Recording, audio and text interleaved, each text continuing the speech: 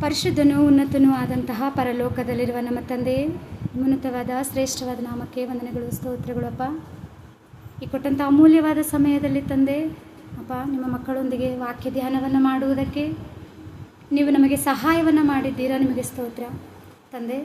ನಿಮ್ಮ ಪಕ್ಷವಾಗಿ ನಿಂತು ಮಾತನಾಡುವುದಕ್ಕೆ ಸಿದ್ಧಳಾಗಿದ್ದೇನೆ. ನಿಮ್ಮ ಆತ್ಮ ಸಹಾಯವನ್ನು ಬೇಡ್ತಾ ಇದ್ದೇನೆ ತಂದೆ, ದಯಪಾಲಿಸಿರಿ ತಂದೆ. ಅದೇ ರೀತಿ ತಂದೆ, ನಿಮ್ಮ ಮಾತುಗಳನ್ನು ಆಸಕ್ತಿಯಿಂದ ಕೇಳುವುದಕ್ಕೆ ನಿಮ್ಮ ಮಕ್ಕಳು ಕೂಡ ಶ್ರದ್ಧೆಯಿಂದ ಕೂತಿದ್ದಾರೆ. ಅಪ್ಪ, ಅವರನ್ನು ಕೂಡ ಜ್ಞಾಪಕ ಮಾಡಿಕೊಳ್ಳಿರಿ. ಕೇಳುವಂಥ ಪ್ರತಿಯೊಂದು ಮಾತು ಕೂಡ ವ್ಯರ್ಥ ಮಾಡಿಕೊಳ್ಳದಂತೆ ತಂದೆ, ಅವುಗಳನ್ನು ಅವರ ಜೀವನದಲ್ಲಿ ಅಳವಡಿಸಿಕೊಂಡು ಅದರ ಪ್ರಕಾರ ಬದುಕುವ ಭಾಗ್ಯವನ್ನು ಅನುಗ್ರಹಿಸಬೇಕೆಂದು ಬೇಡಿಕೊಳ್ಳುತ್ತಾ, ಮುಖ್ಯವಾಗಿ ಈ ಒಂದು ಕೂಟದಲ್ಲಿ ತಂದೆ ಆದಿಯಿಂದ ಅಂತ್ಯದವರೆಗೆ ನಿಮ್ಮ ಕೃಪೆಯ ಮೂಲಕ ನಡೆಸಿಕೊಡಬೇಕೆಂದು ಬೇಡಿಕೊಳ್ಳುತ್ತಾ, ನಮ್ಮ ಕರ್ತರಾದ ಯೇಸು ಕ್ರಿಸ್ತರ ಹೆಸರಿನಲ್ಲಿ ಈ ಪ್ರಾರ್ಥನೆಯನ್ನು ಬೇಡಿ ಹೊಂದಿದ್ದೇವೆ, ಪರಲೋಕದಲ್ಲಿರುವ ನಮ್ಮ ತಂದೆಯೇ, ಆಮೆನ್.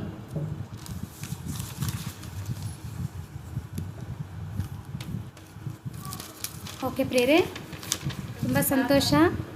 ಕೊಂಚం fan ತಗ್ಗಿಸ್ತಾರಲ್ಲ pages. ತುಂಬ ಸಂತೋಷ ನಿಮ್ಮೆಲ್ಲರನ್ನ ಈ ರೀತಿಯಾಗಿ ದೇವರ ವಾಕ್ಯದ ಮೂಲಕ ನಾವೆಲ್ಲರೂ ಸೇರಿದ್ದಕ್ಕಾಗಿ ತುಂಬ ಸಂತೋಷ ಅನ್ನಿಸ್ತಿದೆ. ಮೊದಲನೇದಾಗಿ ಈ ಒಂದು ದಿನದ ದೈವೋಕ್ತಿಗಳ ಪರಿಶೋಧನಾ ಕೂಟಕ್ಕೆ ಬಂದಂತಹ ಸ್ತ್ರೀಯರಾದ ನಿಮ್ಮೆಲ್ಲರಿಗೂ ಕೂಡ, ಅದೇ ರೀತಿ ಪುರುಷರಿಗೂ ಕೂಡ ಯೇಸುಕ್ರಿಸ್ತರ ನಾಮದಲ್ಲಿ ನನ್ನ ವಂದನೆಗಳು. ದೈವಜನರಿಗೂ ಕೂಡ ನನ್ನ ವಂದನೆಗಳು. ಈ ಸಮಯದಲ್ಲಿ ಪ್ರಿಯರೇ, ಮೊದಲನೇದಾಗಿ ನನ್ನನ್ನು ಮತ್ತೆ ದೇವರ ಮಾತುಗಳನ್ನು ಹಂಚಿಕೊಡಬೇಕೆಂಬುದಾಗಿ ನನ್ನ ಸ್ನೇಹಿತ ಹಾಗೆ ನಮ್ಮ ಕುಟುಂಬ ವರ್ಗದವರು ಅಂತ ಕೂಡ ಹೇಳೋದಕ್ಕೆ ಇಷ್ಟಪಡ್ತೀನಿ. ಮತ್ತು ಮಾರಿ, ಮೇರಿ ಇವರಿಬ್ಬರು ಕೂಡ ಆಹ್ವಾನಿಸಿದ್ದಾರೆ. ಅವರಿಗೂ ಕೂಡ ಪ್ರತ್ಯೇಕವಾದ ವಂದನೆಗಳು. ಈ ಸಮಯದಲ್ಲಿ ಪ್ರಿಯರೇ, ನಾವು ತಡ ಮಾಡದಂತೆ ಇನ್ನು ವಾಕ್ಯ ಸಂದೇಶಕ್ಕೆ ಹೋಗೋಣ. ಪ್ರಿಯರಾದಂಥ ದೇವರ ಮಕ್ಕಳಿರ, ಇಂದಿನ ದಿನದಲ್ಲಿ ಒಂದು ಅದ್ಭುತವಾದ ಸಂದೇಶ ಅಂತಲೇ ಹೇಳ್ಬೋದು. ಸ್ತ್ರೀಯರಾದಂತಹ ನಮಗೆ ಬಹಳ ಪ್ರಾಮುಖ್ಯವಾದ ಅಂಶ. ಮೊದಲನೇ ಅಂಶ, ದೇವರ ಕೆಲಸದಲ್ಲಿ ಭಕ್ತರಾದಂಥವರಿಗೆ ಸ್ತ್ರೀಯರು ಮಾಡಿದ ಸಹಕಾರ. ದೇವರ ಕೆಲಸದಲ್ಲಿ, ಕನ್ನಡ ಬರುತ್ತಲ್ಲ? ಓಕೆ, ಸಂತೋಷ. ದೇವರ ಕೆಲಸದಲ್ಲಿ ಭಕ್ತರಾದಂಥವರಿಗೆ ಸ್ತ್ರೀಯರು ಮಾಡಿದ ಸಹಕಾರ. ಒಂದ್ಸತಿ ತೆಲುಗುಲು ಕೂಡ ಹೇಳ್ತೀನಿ. దేవుని పనిలో భక్తులైన వాళ్ళకి స్త్రీలు చేసిన సహకారం. ఓకేనా? ఓకే, ರೆಫರೆನ್ಸ್ ಕೂಡ ನಿಮಗೆ ತೆಲುಗುಲ್ಲಿ ಒಂದ್ಸತಿ ಹೇಳ್ತೀನಿ. ಓಕೆ ಪ್ರಿಯರೇ, ಪ್ರಪಂಚದಲ್ಲಿ ನಾವು ನೋಡುವಾಗ ಅನೇಕ ಶ್ರೇಷ್ಠರು ನಮಗೆ ಕಾಣಿಸ್ತಾರೆ. ಅನೇಕರು ಶ್ರೇಷ್ಠರು ಅಂತ ನಾವು ಯಾರನ್ನ ಕುರಿತು ಮಾತನಾಡ್ತೀವಿ? ಶ್ರೇಷ್ಠರು ಅಂದರೆ ಯಾರೂ ಮಾಡದಂತಹ ಕೆಲವೊಂದು ಸಾಧನೆಗಳನ್ನು ಪ್ರಪಂಚದಲ್ಲಿ ಕೆಲವರು ಮಾಡಿರ್ತಾರೆ. ಅವ್ರನ್ನೇನಂತೀವಿ ನಾವು? ಶ್ರೇಷ್ಠರು. ವೆರಿ ಇಂಪಾರ್ಟೆಂಟ್ ಮ್ಯಾನ್ ಅಂತ ಏನಂತಾರೆ? VIPs ಅಂತೀವಲ್ವ. ಶ್ರೇಷ್ಠರು ಅಂದರೆ ಪ್ರಾಮುಖ್ಯರಾದವರು, ಉನ್ನತರು, ಶ್ರೇಷ್ಠರು ಅಂತ ನಾವು ಕರಿತೀವಿ. ತುಂಬ ಜನರಿದ್ದಾರೆ ಪ್ರಪಂಚದಲ್ಲಿ. ಹೀಗಿರುವಾಗ ಶ್ರೇಷ್ಠರನ್ನ ಕುರಿತು ನಾವು ಮಾತನಾಡಿಕೊಳ್ಳುವಾಗ ಆ ಶ್ರೇಷ್ಠರನ್ನು ಮಾತ್ರ ನಾವು ಮಾತಾಡ್ತೀವಿ, ಹೌದಲ್ಲ? ಈಗ ಮಹಾತ್ಮ ಗಾಂಧೀಜಿ ಇದ್ದಾರೆ. ಸ್ವಾತಂತ್ರ್ಯ ಹೋರಾಟಗಾರರಲ್ಲಿ ಪ್ರಾಮುಖ್ಯವಾದ ಸ್ಥಾನವನ್ನು ಅವರು ಪಡೆದಿದ್ದಾರೆ. ಅವರನ್ನು ಕುರಿತು ನಾವು ಮಾತನಾಡುವಾಗ, ಧ್ಯಾನಿಸುವಾಗ ಮಹಾತ್ಮ ಗಾಂಧೀಜಿಯನ್ನು ಮಾತ್ರ ಹೊಗಳ್ತೀವಿ ಅಂದರೆ ಹೊಗಳೋದು. ಹೊಗಳ್ತೀವಿ. ಯಾಕೆ? ಅವರು ಪ್ರಾಮುಖ್ಯವಾದ ಸ್ಥಾನ ಶ್ರೇಷ್ಠತೆಯಲ್ಲಿ ಅಲ್ವಾ? ಅದೇ ರೀತಿ ಕೆಲವೊಂದು ವಿದ್ಯಾರ್ಥಿಗಳನ್ನು ಶಾಲೆಗಳಲ್ಲಿ ಫಸ್ಟ್ ರ್ಯಾಂಕ್ ಬಂದಿರ್ತಾರೆ ಅಂದ್ಕೊಳ್ಳಿ. ಅವ್ರಿಗೇನಂತ ಹೇಳ್ತೀವಿ ನಾವು? ಅವ್ರನ್ನೇ ಹೊಗಳ್ತೀವಿ. ಅವ್ರು ಓದಿದಂತಹ ಆ ಓದಿನ ಬಗ್ಗೆ, ಅವರು ತಂದಂತಹ ಮಾರ್ಕ್ಸ್ನ ಬಗ್ಗೆ, ಅಂಕಗಳ ಬಗ್ಗೆ ನಾವು ಹೊಗಳ್ತೀವಿ, ಹೌದಲ್ವಾ? ಆ ಒಬ್ಬ ವಿದ್ಯಾರ್ಥಿಯನ್ನೇ ಹೊಗಳ್ತೀವಿ. ಯಾಕಂದರೆ ಪ್ರಪಂಚಕ್ಕೆ ಶ್ರೇಷ್ಠರು ಅಂದರೆ ತುಂಬ ಇಷ್ಟ. ಶ್ರೇಷ್ಠರು ಏನು ಮಾಡ್ತಾರೆ? ಪ್ರಪಂಚದವರೆಲ್ಲ ಇಷ್ಟಪಡ್ತಾರೆ. ಅವರಿಗೆ ಒಂದು ಸಾರಿ ಪ್ರಿಯರೇ,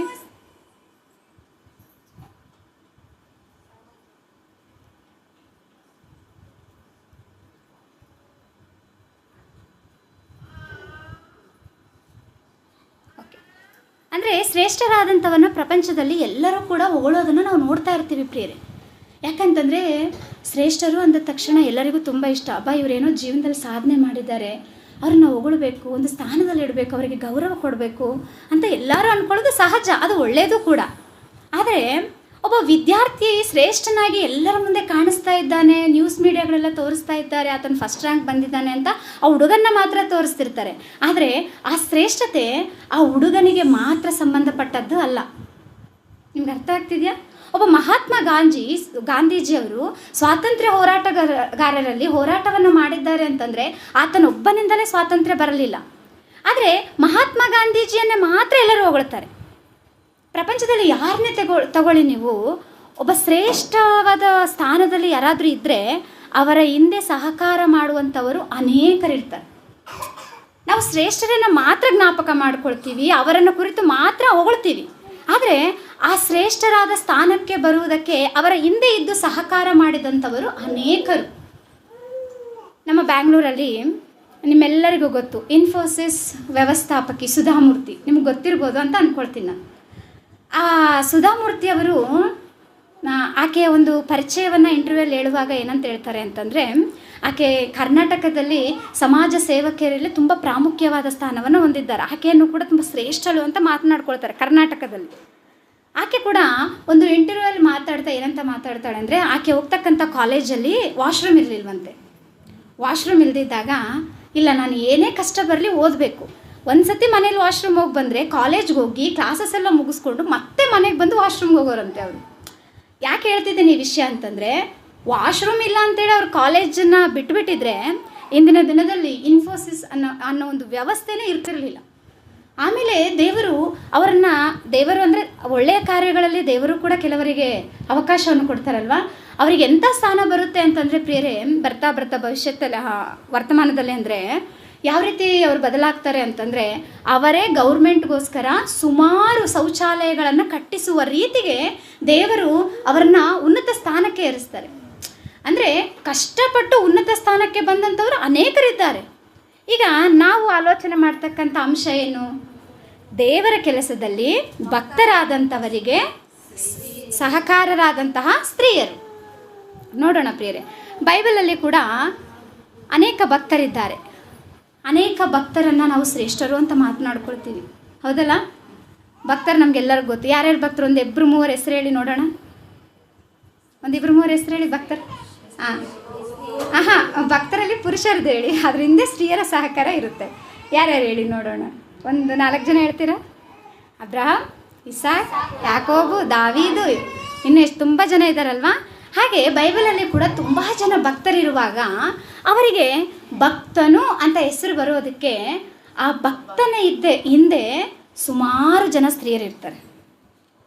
ನೋಡೋಣ, ಸತ್ಯವೇದದಲ್ಲಿ ಒಂದು ಮಾತು ನೋಡೋಣ. ಮೊಟ್ಟ ಮೊದಲನೇದಾಗಿ ಒಬ್ಬ ಭಕ್ತನನ್ನು ನಾವು ನೋಡೋದಾದರೆ ದಾವೀದನನ್ನು ಕುರಿತು ನಾವು ನೋಡೋಣ ಪ್ರಿಯರು. ದಾವೀದನ ನಿಮ್ಮೆಲ್ಲರಿಗೂ ಗೊತ್ತಾ?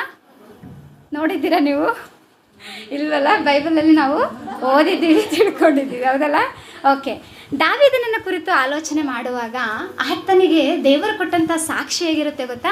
ಅಪೊಸ್ತಲರ ಕೃತ್ಯಗಳಲ್ಲಿ ಒಂದು ಮಾತಿರುತ್ತೆ, ನೋಡೋಣ. ಅಪೊಸ್ತಲರ ಕೃತ್ಯಗಳು 13ನೇ ಅಧ್ಯಾಯ 22ನೇ ವಚನ.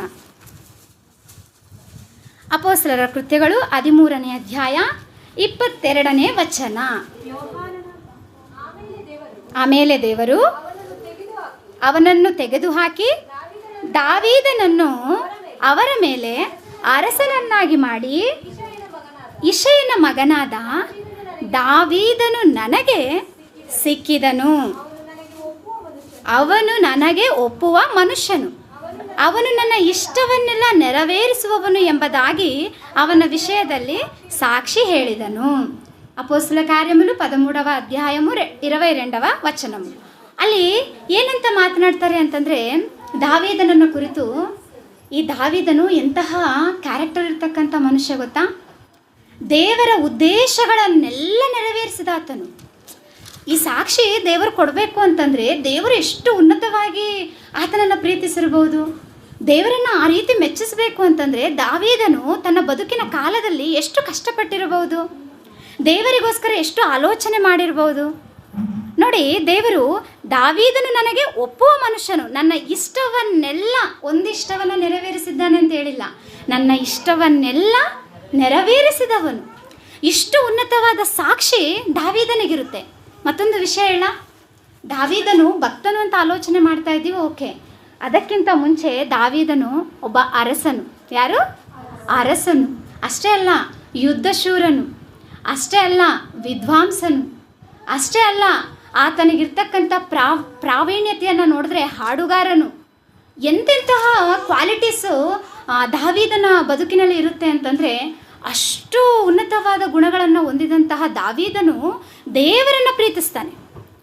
ದೇವರನ್ನು ಪ್ರೀತಿಸೋದು ಅಂದರೆ ಎಲ್ಲರೂ ಪ್ರೀತಿಸ್ತೀವಿ, ಆದರೆ ದೇವರು ನಮ್ಮನ್ನು ಪ್ರೀತಿಸ್ತಾರಾ? ದೇವರು ನಮ್ಮನ್ನು ಪ್ರೀತಿಸುವ ಸ್ಥಾನಕ್ಕೆ ಹೋಗಬೇಕು ಅಂತಂದರೆ ನಾವು ಪರಿಪೂರ್ಣವಾಗಿ ದೇವರನ್ನು ನಂಬಬೇಕು. ಅದಕ್ಕೆ ದಾವೀದನನ್ನ ಕುರಿತು ಸಾಕ್ಷಿ ಕೊಡುವಾಗ, ಅವನು ನನಗೆ ಒಪ್ಪುವ ಮನುಷ್ಯನು, ಅವನು ನನ್ನ ಇಷ್ಟವನ್ನೆಲ್ಲ ನೆರವೇರಿಸುವವನು ಅಂತ ಬರೆಯಲ್ಪಟ್ಟಿದೆ. ಓಕೆ, ಎಲ್ಲೇ ನೀವು ಮೀಟಿಂಗ್ಸ್ಗೆ ಹೋಗಿ, ಎಲ್ಲೇ ನೀವು ವಾಕ್ಯ ಕೇಳಿ, ದಾವೀದನ ಭಕ್ತನ ಕುರಿತು ಕೇಳೇ ಇರ್ತೀರ, ಹೌದಲ್ಲ? ಕೇಳಿರ್ತೀರ. ಮತ್ತು ದಾವೀದನ ಕುರಿತು ಮಾತನಾಡ್ಕೊಳ್ತಾ ಇದ್ದೀವಿ. ಆತನು ಮಾಡಿದಂತಹ ಯುದ್ಧ ಕಾರ್ಯಗಳನ್ನು, ಶೂರತ್ವವನ್ನು, ಆತನ ಒಂದು ಪ್ರಾವೀಣ್ಯತೆಯನ್ನು ನಾವು ತಿಳಿದುಕೊಳ್ತೀವಿ. ಆದರೆ ಆತನ ಹಿಂದೆ ಕೆಲವರು ಸಹಕಾರರಿದ್ದಾರೆ ಎಂದ್ರಲ್ಲಿ ನಾವು ಅದೇ ನೋಡೋದು. ನಾನು ಏನಂತ ಹೇಳಿದೆ? ಅಂಶದ ಹೆಸರು ದೇವರ ಕೆಲಸದಲ್ಲಿ ಭಕ್ತರಾದಂಥವರಿಗೆ ಸ್ತ್ರೀಯರ ಸಹಕಾರ. ಮತ್ತು ದಾವೀದನು ಭಕ್ತನಲ್ವಾ, ದೇವರೇ ಸಾಕ್ಷಿ ಕೊಟ್ಟಿದ್ದಾರಲ್ವಾ. ಮತ್ತು ಆತನು ಆ ಒಂದು ಸ್ಥಾನಕ್ಕೆ ಬೆಳಿಬೇಕು ಅಂತಂದರೆ ಆತನ ಹಿಂದೆ ಆತನಿಗೆ ಸಹಾಯಕರಾಗಿದ್ದವರು ಯಾರು? ಒಂದ್ಸತಿ ನೋಡೋಣ ಸತ್ಯವೇದದಲ್ಲಿ ಸ್ತ್ರೀಯರು ನೋಡೋಣ ಯಾವ ರೀತಿ ಇದ್ದಾರೆ. ಸ್ತ್ರೀಯರ ಪಾತ್ರ ಎಷ್ಟು ಉನ್ನತವಾದದ್ದು ಅಂತಂದರೆ ನೋಡೋಣ ಪ್ರಿಯರೇ. ಕೀರ್ತನೆಗಳ ಗ್ರಂಥ 116ನೇ ಅಧ್ಯಾಯ 16ನೇ ವಚನ. కీర్తనముల గ్రంథము 116వ అధ్యాయము 16వ వచనము. ಯೆಹೋವನೇ ಕರುಣಿಸು, ನಾನು ನಿನ್ನ ಕಿಂಕರನು, ನಿನ್ನ ದಾಸಿಯ ಮಗನು, ನಿನ್ನ ಸೇವಕನು ಆಗಿದ್ದೇನೆ. ಸಾಕು ಪ್ರಿಯರೇ, ಏನಂತ ಮಾತನಾಡ್ತಿದ್ದಾರೆ ಇಲ್ಲಿ ಭಕ್ತರು? ಯೆಹೋವನೇ ಕರುಣಿಸು, ನಾನು ನಿನ್ನ ಕಿಂಕರನು, ನಿನ್ನ ದಾಸಿಯ ಮಗನು, ನಿನ್ನ ಸೇವಕನೂ ಆಗಿದ್ದೇನೆ. ದಾವೀದನೇನಂತ ಮಾತನಾಡ್ತಾ ಇದ್ದ? ನಾನು ಯಾರ ಮಗ ಅಂತ ಪರಿಚಯ ಮಾಡ್ಕೊಳ್ತಾ ಇದ್ದಾರೆ? ನಿನ್ನ ದಾಸಿಯ ಮಗನು. ಅಂದರೆ ದಾವೀದನ ತಾಯಿ ದೇವರಿಗೆ ದಾಸಳಾಗಿದ್ಲ. ದಾವೀದನನ್ನ ಕುರಿತು ಆಲೋಚನೆ ಮಾಡ್ತೀವಲ್ವ ನಾವು, ಆತನ ತಾಯಿಯನ್ನು ಕುರಿತು ಯಾವಾಗಾದರೂ ಆಲೋಚನೆ ಮಾಡಿದ್ದೀವ? ಇಂದಿನ ದಿನದಲ್ಲಿ ಆಲೋಚನೆ ಮಾಡೋಣ ಪ್ರಿಯರು. ಸ್ತ್ರೀಯರ ಪಾತ್ರ ದೇವರ ಕೆಲಸದಲ್ಲಿ ಎಷ್ಟು ಉನ್ನತವಾದದ್ದು ಅಂತ ಅನೇಕ ಸ್ತ್ರೀಯರನ್ನು ಪರಿಶೀಲನೆ ಮಾಡಿದಾಗ ನಮಗೂ ಕೂಡ ಪ್ರಶ್ನೆ ಬರಬೇಕು. ಇಂದಿನ ದಿನದಲ್ಲಿ ಅದೇ ಆಲೋಚನೆ ಮಾಡ್ತಾ ಇದ್ದೀವಿ. ದಾವೀದನ ತಾಯಿ ಸೇವಕಳು ಅಂತೆ ದೇವರಿಗೆ. ನಮ್ಗೆ ಯಾರಿಗಾದ್ರೂ ಗೊತ್ತಾ ಈ ವಿಷಯ? ದಾವೀದನ ಬಗ್ಗೆ ಮಾತನಾಡ್ತೀವಿ, ದಾವೀದನ ತಾಯಿ ಬಗ್ಗೆ ಯಾವತ್ತಾದರೂ ಮಾತನಾಡಿದ್ದೀವ ನಾವು? ಯಾರ ಹತ್ರ ಆದರೂ ಹೇಳಿದ್ದೀವ ನಾವು? ತುಂಬ ಕಡಿಮೆ ಅಲ್ವಾ, ಅಪರೂಪ. ಇಂದಿನ ದಿನದಲ್ಲಿ ನೋಡೋಣ ಪ್ರಿಯರೇ, ಆಕೆ ಏನಾಗಿದ್ಲಂತೆ? ನಿನ್ನ ದಾಸಿಯ ಮಗನು, ನಿನ್ನ ಸೇವಕನೂ ಆಗಿದ್ದೇನೆ, ಯೆಹೋವನೇ ನನ್ನನ್ನು ಕರುಣಿಸುವಂತ ಮಾತನಾಡ್ತಿದ್ದಾನೆ ದಾವೀದನು. ಅಂದರೆ ಆ ರೀತಿ ಹೇಳ್ತಾ ಇದ್ದಾನೆ ಅಂತಂದರೆ ತನ್ನ ತಾಯಿ ಎಷ್ಟು ಉನ್ನತವಾಗಿ ಬೆಳೆಸಿರ್ಬೋದು ದೇವರ ಜ್ಞಾನದಲ್ಲಿ.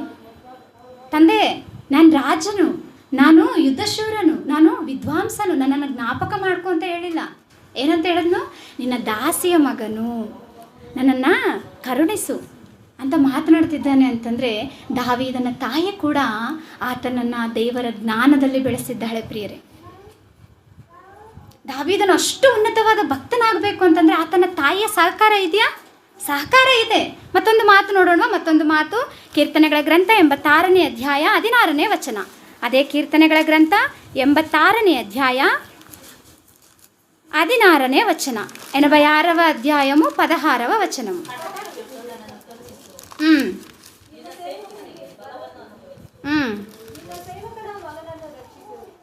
ಎಷ್ಟು ಓದ್ತಾ ಇದ್ದೀರಾ? 86, 16. ಓದಿಮ್ಮ. ಕಟಾಕ್ಷವಿಟ್ಟು ನನ್ನನ್ನು ಕರುಣಿಸು, ನಿನ್ನ ಸೇವಕನಿಗೆ ಬಲವನ್ನು ಅನುಗ್ರಹಿಸು, ನಿನ್ನ ಸೇವಕಳ ಮಗನನ್ನು ರಕ್ಷಿಸು. ಇಲ್ಲಿ ಕೂಡ ದಾವೀದನು ತನ್ನ ತಾಯಿಯನ್ನು ಪರಿಚಯ ಮಾಡ್ತಾ ಇದ್ದಾನೆ. ಯಾವ ರೀತಿ ಪರಿಚಯ ಮಾಡ್ತಾ ಇದ್ದಾನೆ?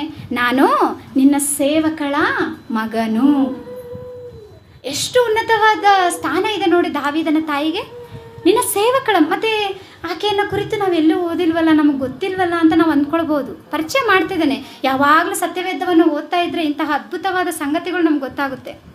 ದಾವೀದನ ತಾಯಿ ಏನಾಗಿದ್ಲಂತೆ? ದೇವರ ಸೇವಕಳು. ಆ ಸೇವಕಳ ಗರ್ಭದಲ್ಲಿ ಹುಟ್ಟಿದಂತಹ ದಾವೀದನು ಏನು ಮಾಡ್ತಾ ಇದ್ದಾನೆ? ನಾನು ನಿನ್ನ ಸೇವಕಳ ಮಗನು ತಂದೆ, ನನ್ನನ್ನು ಜ್ಞಾಪಕ ಮಾಡಿಕೊ, ನನಗೆ ಬಲವನ್ನು ಅನುಗ್ರಹಿಸುವಂತ ಮಾತನಾಡ್ತಾ ಇದ್ದಾನೆ.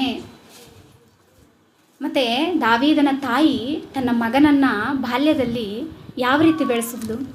ಯಾವ ರೀತಿ ದೇವರಲ್ಲಿ ಭಯಭಕ್ತಿ ಆಗಿ ಇರಬೇಕು ಅಂತ ಯಾವ ರೀತಿ ಹೇಳ್ಕೊಟ್ಲು, ಯಾವ ರೀತಿ ತನ್ನ ಶಿಕ್ಷಣದಲ್ಲಿ ಒಳ್ಳೆಯ ಮಾರ್ಗದಲ್ಲಿ ದೇವರ ಮಾರ್ಗದಲ್ಲಿ ಮತ್ತು ದಾವೀದನನ್ನು ನಡೆಸಿದಳು ಅಂತ ನಾವು ಆಲೋಚನೆ ಮಾಡಿದ್ರೆ ಪ್ರಿಯರೇ ನಮಗೆ ಆಶ್ಚರ್ಯ ಅನಿಸುತ್ತೆ. ಹೀಗೂ ಬೆಳೆಸ್ತಾರ ಮಕ್ಕಳನ್ನು ತಂದೆ ತಾಯಿಗಳು? ಹೌದು. ಒಂದು ಸತಿ ನೋಡೋಣ ಯಾವ ರೀತಿ ಬೆಳೆಸಿದ್ಲು ತಾಯಿ ತನ್ನ ಮಗನನ್ನು. ನೋಡೋಣ ಪ್ರಿಯರೇ. 1ನೇ ಸಮುವೇಲನ ಗ್ರಂಥ 17ನೇ ಅಧ್ಯಾಯ 17ನೇ ವಚನ. ಸಮುವೇಲನ ಮೊದಲ ಗ್ರಂಥ 17ನೇ అధ్యాయ 17ನೇ వచన. సమూయేలు మొదటి గ్రంథము 17వ అధ్యాయము 17వ వచనము.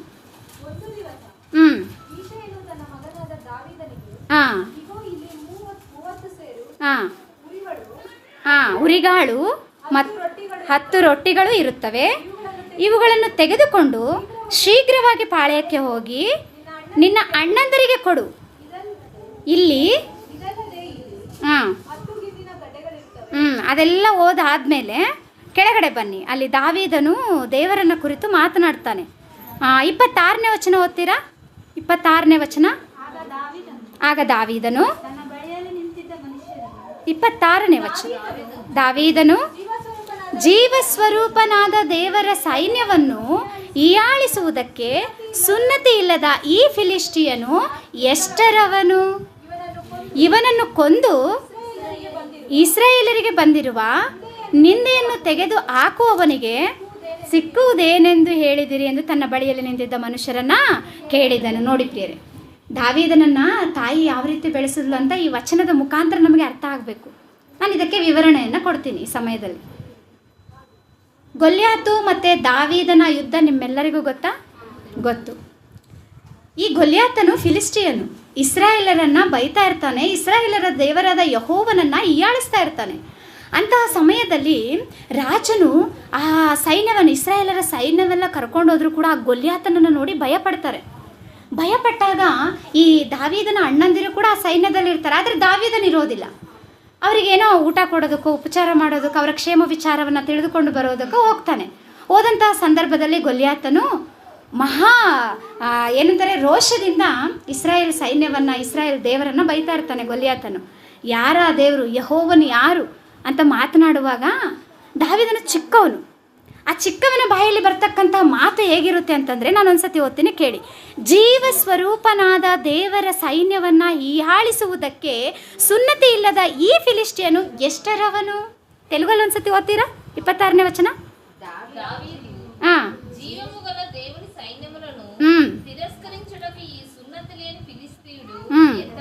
ನೋಡಿ ಪ್ರಿಯರೇ, ಆತನ ಬಾಯಲ್ಲಿ, ಚಿಕ್ಕ ಮಗು ಬಾಯಲ್ಲಿ ನೀನು ನನ್ನ ದೇವರನ್ನು ಬೈತೀಯಾ, ನಿನಗೆಷ್ಟು ಧೈರ್ಯ ಅನ್ನೋ ಮಾತು ಆ ಗೊಲ್ಯಾತನ ಆಕಾರವನ್ನು, ಆ ಗೊಲ್ಯಾತನಿಗಿರ್ತಕ್ಕಂಥ ಬಲವನ್ನು ನೋಡಿ ದಾವೀದನು ಭಯಪಡಲಿಲ್ಲ. ಏನು ಮಾಡಿದ್ನು? ಜೀವ ಸ್ವರೂಪನಾದ ದೇವರನ್ನು ನೀನು ಬೈತೀಯಾ, ನಿನಗೆಷ್ಟು ಧೈರ್ಯ, ನಿನಗೆಷ್ಟು ಗುಂಡಿಗೆ ಅಂತ ಎದುರು ನಿಂತ್ಕೊಂಡು ಮಾತಾಡ್ತಿದ್ದಾನೆ ಅಂತಂದರೆ, ಆ ಚಿಕ್ಕ ಹೃದಯದಲ್ಲಿ ತಾಯಿ ತುಂಬಿದಂತಹ ಭಕ್ತಿ. ತನ್ನ ದೇವರನ್ನು ಪರಿಚಯ ಮಾಡಿದ್ದಾಳ ತಾಯಿ. ನಮ್ಮ ದೇವರು ಯಾರು? ಜೀವ ಸ್ವರೂಪನಾದ ದೇವರು. ಅಂದರೆ ದಾವೀದನ ತಾಯಿ ಪರಿಚಯ ಮಾಡಿದ್ದಾಳೆ ದಾವೀದನಿಗೆ. ಆಗ ಅಂತ ಇದ್ದಾನೆ ಅಂತಂದರೆ ಆತನಲ್ಲಿ ಭಕ್ತಿ ಎಷ್ಟರ ಮಟ್ಟಿಗೆ ಇರ್ಬೋದು ಪ್ರಿಯರೇ, ಒಂದ್ಸತಿ ಆಲೋಚನೆ ಮಾಡಿ. ಇವಾಗ ಇಲ್ಲಿ ತುಂಬ ಜನ ಮಕ್ಕಳಿದ್ದಾರೆ. ಒಂದು 12 ವರ್ಷ 13 ವರ್ಷ ಮಕ್ಕಳು ಯಾರಾದರೂ ದೇವರನ್ನು ಬೈಯುವಾಗ, ನನ್ನ ದೇವರು ನೀನು ಯಾಕೆ ಬೈತೀಯ ಅಂತ ಯಾರಾದರೂ ದೊಡ್ಡವ್ರಿಗೆ ಎದುರು ನಿಂತ್ಕೊಂಡು ಮಾತಾಡೋದಿಲ್ಲ. ಮತ್ತು ದಾವೀದನು ಚಿಕ್ಕವನು. ಒಬ್ಬ ಗೊಲ್ಯಾತನು ದೇವರನ್ನು ಬೈತಾ ಇದ್ದರೆ ಆತನ ಬಲವನ್ನು ನೋಡಲಿಲ್ಲ, ಆತನ ಆಕಾರವನ್ನು ನೋಡಲಿಲ್ಲ. ನೀನು ನನ್ನ ದೇವರನ್ನು ಬೈತೀಯಾ, ಹಾಗಾದರೆ ನಿನ್ನನ್ನು ನಾನು ಏನು ಮಾಡ್ತೀನಿ? ಮಣ್ಣು ಮುಕ್ಕಿಸ್ತೀನಿ, ನಿನ್ನ ಪ್ರಾಣವನ್ನು ನಾನು ತೆಗೆದು ಹಾಕ್ತೀನಿ ಅಂತ ಧೈರ್ಯವಾಗಿ ಮುಂದೆ ಹೋಗ್ತಾನೆ ಅಂತಂದರೆ, ಆತನಲ್ಲಿ ಆ ಭಕ್ತಿಯನ್ನು ತುಂಬಿದಂತಹ ಸಹಕಾರಿ ಯಾರು? ತಾಯಿ. ಮತ್ತು ದೇವರು ಇಂದಿನ ದಿನದಲ್ಲಿ ನಮಗೂ ಕೂಡ ಮಕ್ಕಳನ್ನು ಕೊಟ್ಟಿದ್ದಾನೆ. ಮತ್ತು ದೇವರ ಪರಿಚಯವನ್ನು ನಾವು ಮಕ್ಕಳಿಗೆ ಮಾಡ್ತಾ ಇದ್ದೀವಾ? ಪ್ರಪಂಚದಲ್ಲಿ ಸ್ತ್ರೀಯರ ಪಾತ್ರ ತುಂಬ ಉನ್ನತವಾದದ್ದು ಪ್ರಿಯರೇ. ಪ್ರಪಂಚದ ಪ್ರತಿಯೊಂದು ವೇದಿಕೆಯಲ್ಲಿಯೂ ಕೂಡ ಸ್ತ್ರೀಯರು ಪ್ರಾಮುಖ್ಯವಾದ ಸ್ಥಾನವನ್ನು ಹೊಂದಿದ್ದಾರೆ. ಪೈಲಟ್ಸಲ್ಲೂ ಕೂಡ ಸ್ತ್ರೀಯರು ಬಂದುಬಿಟ್ಟಿದ್ದಾರೆ, ಹೌದಲ್ವಾ? ಪೊಲೀಸಲ್ಲೂ ಕೂಡ ಸ್ತ್ರೀಯರು ಬಂದುಬಿಟ್ಟಿದ್ದಾರೆ. ಎಲ್ಲ ಒಂದು ವೇದಿಕೆಯಲ್ಲೂ ಕೂಡ ಸ್ತ್ರೀಯರ ಪಾತ್ರ ತುಂಬ ಪ್ರಾಮುಖ್ಯವಾದದ್ದು. ಮತ್ತು ದೇವರ ವಿಷಯದಲ್ಲಿ ಸ್ತ್ರೀಯರ ಪಾತ್ರ ನಮಗೇನಾಗುತ್ತೆ, ನಮ್ಮಿಂದ ಏನಾಗುತ್ತೆ, ನಾವು ಹೆಣ್ಮಕ್ಳಲ್ವಾ, ಅಯ್ಯೋ ನಾನಾ, ಆ ಒಂದು ಪ್ರಶ್ನೆಗಳು ನಮಗೆ ಬರಬಾರ್ದು. ಅದೆಲ್ಲ ನಮ್ಮನ್ನು ಬಲಹೀನಪಡಿಸ್ತಕ್ಕಂಥ ಪ್ರಶ್ನೆಗಳು. ನಾನು ಎಷ್ಟಿದ್ದೀನೋ, ಎಷ್ಟು ಕೆಳಗಿದ್ದೀನೋ ಆ ಕೆಳಗಿರ್ತಕ್ಕಂಥ ಸ್ಥಿತಿಯಲ್ಲಿ ಚಿಕ್ಕ ಕೆಲಸವನ್ನು ಮಾಡೋಣ ಅನ್ನೋ ಧೈರ್ಯ ನಮಗಿರಬೇಕು. ತಾಯಿ ನೋಡಿ, ದಾವೀದನಿಗೆ ದೇವರನ್ನು ಪರಿಚಯ ಮಾಡಿ ದೇವರ ಭಯಭಕ್ತಿಯಲ್ಲಿ ಬೆಳೆಸಿದ್ದರಿಂದಲೇ ನನ್ನ ದೇವರನ್ನು ಬೈಯುವುದಕ್ಕೆ ನಿನಗೆಷ್ಟು ಧೈರ್ಯ ಅಂತೇಳಿ ಒಂದೇ ಒಂದು ಕಲ್ಲು ಹಿಡ್ಕೊಂಡು ಹೋಗ್ತಾನೆ. ಕೆಲವೊಂದು ಕಲ್ಲುಗಳನ್ನು ಆರಿಸ್ಕೊಂಡು ಒಂದು ಬಿಟ್ಟರೆ ಆ ಚಾವಣಿಯಿಂದ ಅವನೇನಾಗ್ತಾನೆ, ಗೊಲಿಯಾತನು ಬಿದ್ದೋಗ್ತಾನೆ, ಸತ್ತೋಗ್ತಾನೆ. ಆಮೇಲೆ ಆತನ ತಲೆಯನ್ನು ಕಡೆದು ತಗೊಂಡೋಗ್ತಾನೆ. ಹೌದಲ್ಲ? ಅಷ್ಟು ಧೈರ್ಯ ಆ ಚಿಕ್ಕವನಿಗೆ ಎಲ್ಲಿಂದ ಬಂತು ಅಂತಂದರೆ ದೇವರಲ್ಲಿ ತನ್ನ ತಾಯಿ ಆದಂಥವಳು ತುಂಬ ಭಯಭಕ್ತಿಯಲ್ಲಿ ಬೆಳೆಸಿದ್ದಾಳೆ ಪ್ರಿಯರು. ಮತ್ತು ದಾವೀದನನ್ನು ಕುರಿತು ಮಾತನಾಡ್ಕೊಳ್ತೀವಿ, ತಾಯಿಯನ್ನು ಕುರಿತು ಮಾತನಾಡ್ಕೊಳ್ತೀವ ನಾವು? ಇಂದಿನ ದಿನದಲ್ಲಿ ಆಲೋಚನೆ ಮಾಡಿ. ಈ ಒಂದು ದಿನದ ದೈವೋಕ್ತಿಗಳ ಸಂಶೋಧನಾ ಕೂಟಕ್ಕೆ ಬಂದಂತಹ ನೀವೆಲ್ಲರೂ ಕೂಡ ಆಲೋಚನೆ ಮಾಡಬೇಕು. ನಮ್ಮಿಂದ ಏನಾಗುತ್ತೆ, ನಾವೇನು ಮಾಡೋಕ್ಕಾಗುತ್ತೆ ಅಂತ ಯಾವತ್ತೂ ಕೂಡ ಅಂದುಕೊಳ್ಳಬಾರ್ದು ಪ್ರಿಯರೇ. ಅವೆಲ್ಲ ನಮ್ಮನ್ನು ಆತ್ಮೀಯ ರೀತಿಯಲ್ಲಿ ಬಲಹೀನಪಡಿಸುವಂಥ ಆಲೋಚನೆಗಳು. ಅಂಥ ಆಲೋಚನೆಯಲ್ಲಿ ನಾವಿರಬಾರ್ದು ಪ್ರಿಯರೇ. ಅದಕ್ಕೋಸ್ಕರನೇ ಇಂದಿನ ದಿನದಲ್ಲಿ ಮತ್ತು ದಾವೀದನ ತಾಯಿಯನ್ನು ಇಂದಿನ ದಿನದಲ್ಲಿ ನಿಮಗೆ ಪರಿಚಯ ಮಾಡೋದಕ್ಕೆ ನಾನು ಇಲ್ಲಿ ಸಿದ್ಧಳಾಗಿ ಬಂದಿದ್ದೇನೆ. ಅದೇ ರೀತಿ ಮತ್ತೊಂದು ಭಕ್ತನನ್ನು ಕೂಡ ನಾವು ಸತ್ಯವೇದದಲ್ಲಿ ನೋಡೋಣ. ಮತ್ತೊಂದು ಭಕ್ತರು ಯಾರು ಅಂತಂದರೆ ತಿಮೋತಿ. ತಿಮೋತಿ ಬೈಬಲಲ್ಲಿ ಶ್ರೇಷ್ಠನಾದ ಭಕ್ತನ. ತಿಮೋತಿ ಬಗ್ಗೆ ನಿಮಗೆ ಗೊತ್ತಾ? ನೋಡಿದ್ದೀನಿ ಅಂತೀರಾ? ತಿಮೋತಿಯನ್ನು ಕುರಿತು ನಾವು ಬೈಬಲಲ್ಲಿ ಆಲೋಚನೆ ಮಾಡಿದ್ರೆ ಪ್ರಿಯರೇ, ಆತನು ಯವನಸ್ಥನಾಗಿದ್ದಾಗ ದೇವರಲ್ಲಿ ಭಯಭಕ್ತಿಯಿಂದ ನಡೆಯುವಂಥವನು. ಗೊತ್ತಾ? ಯವನದ ಹಂತದಲ್ಲಿ ದೇವರ ಭಯಭಕ್ತಿಯಲ್ಲಿ ನಡೆಯುವಂಥವರು ತುಂಬ ಅಪರೂಪ ಅಲ್ವಾ? ಲೋಕದ ಆಶೆಗಳಲ್ಲಿ ಬಿದ್ದು ನಮ್ಮ ಜೀವನವನ್ನು ಹಾಳು ಮಾಡಿಕೊಳ್ಳೋದು ಆ ಆಲೋಚನೆ ಇರ್ತವೆ ಯವನ ಹಂತದಲ್ಲಿ. ಆದರೆ ತಿಮೋತಿಯನ್ನು ಕುರಿತು ಆಲೋಚನೆ ಮಾಡಿದಾಗ ಆತನು ಒಳ್ಳೆಯ ಸಾಕ್ಷಿಯುಳ್ಳವನು. ಆತನ ಸಾಕ್ಷಿಯನ್ನು ಕುರಿತು ಒಂದು ಸತಿ ಅಪೊಸ್ತಲರ ಕೃತ್ಯಗಳಲ್ಲಿ ಅಂದ್ಕೊಳ್ತೀನಿ ನೋಡಿ. ಅಪೊಸ್ತಲರ ಕೃತ್ಯಗಳು 16ನೇ ಅಧ್ಯಾಯ 2ನೇ ವಚನ. ಅಪೊಸ್ತಲರ ಕೃತ್ಯಗಳು 16ನೇ ಅಧ್ಯಾಯ 2ನೇ ವಚನ. ಹಾಂ ಹ್ಞೂ ಹ್ಞೂ ಹ್ಞೂ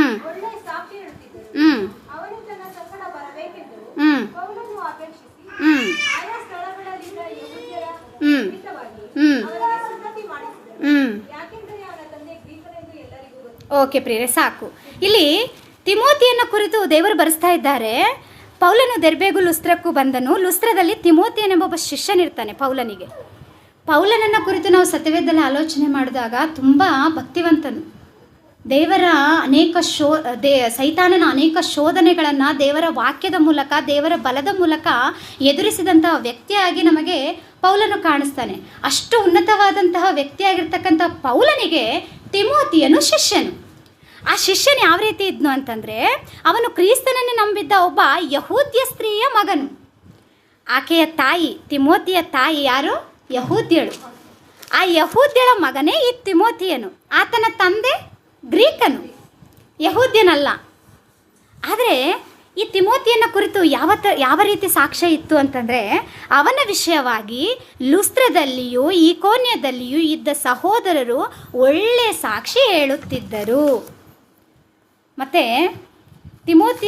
ಯವನದಲ್ಲಿರ್ತಕ್ಕಂತಹ ತಿಮೋತಿಯನಿಗೆ ಒಳ್ಳೆ ಸಾಕ್ಷಿ ಕೊಡ್ತಾ ಇದ್ರಂತೆ. ಮತ್ತು ಯವನದಲ್ಲಿ ಒಳ್ಳೆಯ ಸಾಕ್ಷಿಯನ್ನು ಹೊಂದಿದಂಥವರು ನಮಗೆ ಅಪರೂಪವಾಗಿ ಕಾಣ್ತಾರೆ, ಹೌದಲ್ವಾ? ಯವನದಲ್ಲಿ ಹಂಗಿದ್ರು ಹಿಂಗಿದ್ರು ಅಂತ ಕೆಟ್ಟ ಸಾಕ್ಷಿಗಳೇ, ಒಳ್ಳೆ ಸಾಕ್ಷಿ ಇಲ್ಲ. ಆದರೆ ತಿಮೋತಿಯನ್ನು ಕುರಿತು ಆಲೋಚನೆ ಮಾಡುವಾಗ ಆ ಲುಸ್ತ್ರದಲ್ಲಿ, ಆ ದೆರ್ಬೆದಲ್ಲಿದ್ದಂತಹ ಅವರೆಲ್ಲರೂ ಕೂಡ ಒಳ್ಳೆ ಸಾಕ್ಷಿಯನ್ನು ಕೊಡ್ತಾ ಇದ್ರಂತೆ.